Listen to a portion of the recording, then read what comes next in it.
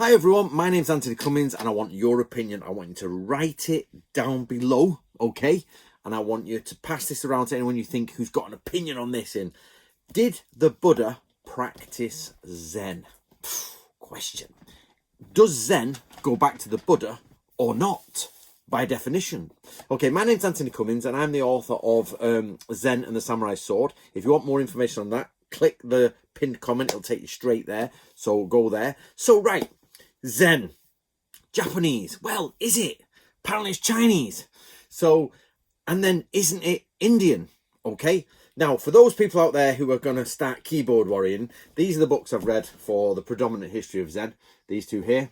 These are what I went through to get my grasp of Zen. It was a very difficult, very long read.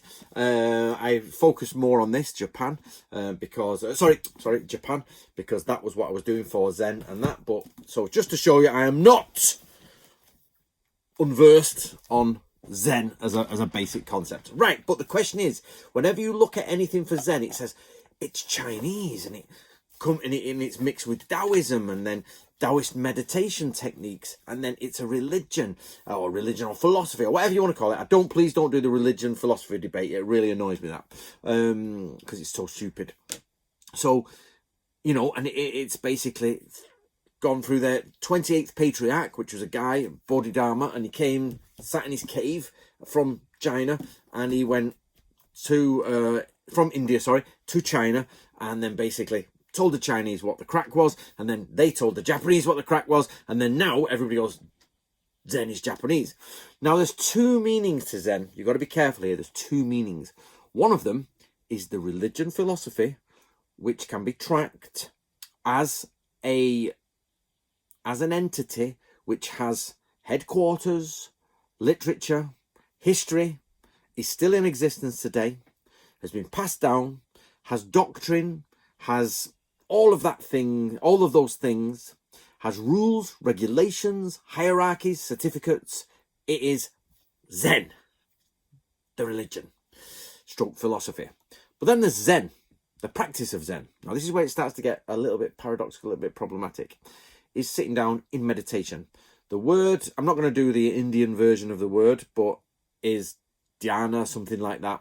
Then it becomes chan in Chinese, and then it becomes Zen in Japanese. But Zen is the Japanese pronunciation of a Chinese word, which is the Chinese pronunciation of an Indian word, and that Indian word means absorption, meditation, to be absorbed in something. So the question becomes, did the Buddha practice Zen? So you can look at that question in two ways. Did the Buddha practice the religion of Zen? No is the answer, because it didn't exist and he didn't follow any of that sort of stuff because, of course, basically he invented what he's going to do, or, he's the one who put it across, and they based a religion on him, not the other way around. So it can't be answered that he is part of that Zen. So when people say, no, Zen's from China, this, you're like, yes, it is, but it's based on what the Buddha did.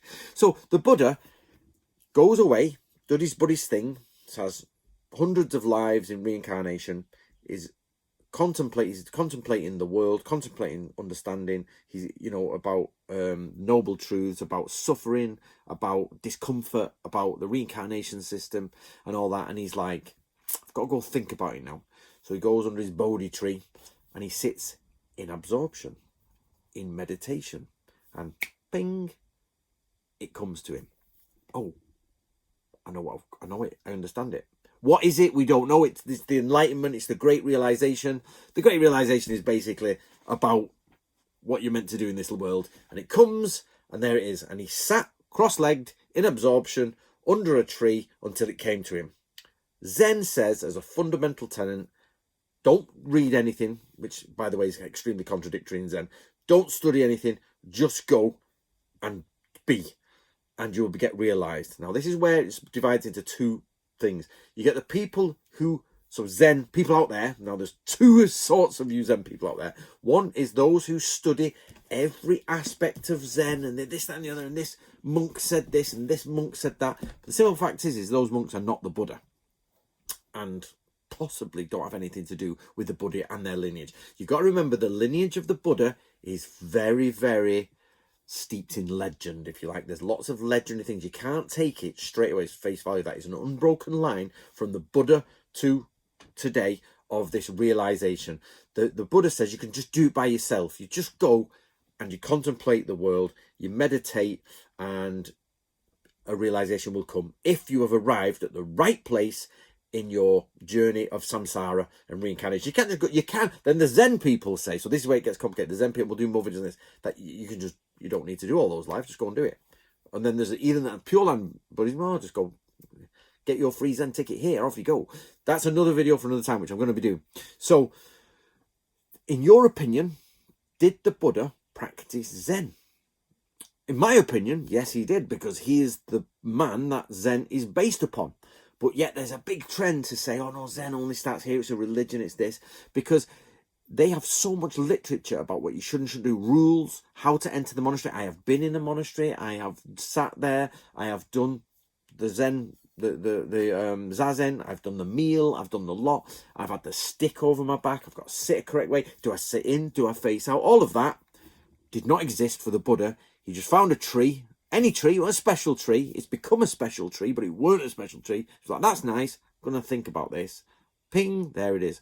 So what do you think, guys? I want you to give, this isn't one of those who's right, who's wrong. I want your opinions, realistic, good opinions. Let me know what you guys think. And if you can really help, guys, get yourself a copy of Zen and the Samurai Sword, which of course is based predominantly on Japanese Zen and the Japanese way. Let me know what you guys think. And let me know if you've enjoyed the book when you've got to read it. Okay, guys, all the best.